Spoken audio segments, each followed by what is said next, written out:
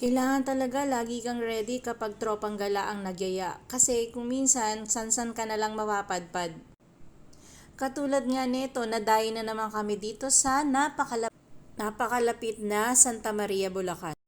So from QC guys, binahin namin ito ng 2 hours. Would you imagine, 2 oras? Ang usapan kasi ay doon lang sa may tungko, tapos biglang naiba na naman ang venue namin.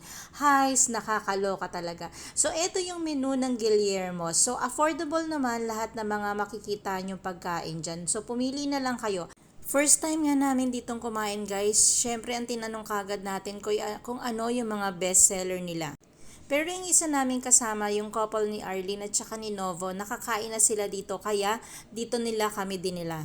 So again guys, kayo na lang ang pumili kung ano ang gusto nyong kainin dyan. Pero yung mga in-order namin ay okay naman siya at sakto lang yung mga lasa niya.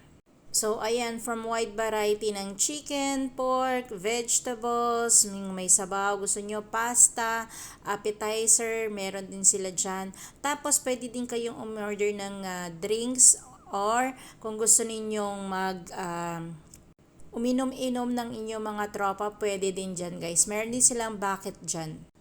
Ito nga yung sakto na place na gusto lang namin. Yung habang may kumakanta doon, nakakapagkwentuhan pa kayo, nagkakarinigan kayo. Yun yung mga gusto namin, tipong ano lang, light lang yung mga sound trip. So, ayan na yung in-order namin. Umorder kami ng roasted chicken, tapos ano ba to, Guillermo soup, kilawing tuna, tapos nag-order din kami ng halo-halo. Hindi ko na napakita dito yung nachos. Pero umorder din kami dyan ng nachos. Tapos yung para naman sa pulutan is yung adobong kambing na sabi ni Daddy Roy ay masarap daw. Tapos yung sizzling tofu na masarap naman din daw. Tapos ayun lang, parang yun yung mga in-order namin. So, overall, okay yung mga pagkain, okay yung place, tapos habang kumakain ka, yan, pupunta sila sa'yo at isi-serenade ka. Napaka-light lang ng kantahan, so okay na okay lang siya.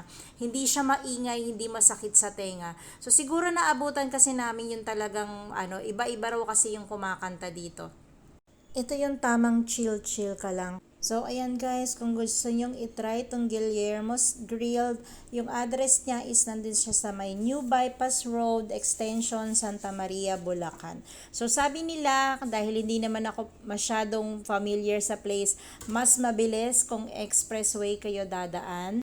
Tapos mag-exit lang kayo sa may Marilao, then Pamindanao Avenue na. So, ang bilis nga namin, mga 45 to 1 hour lang kami inabot. Basta't mabilis lang, yun yung ginamit namin na way.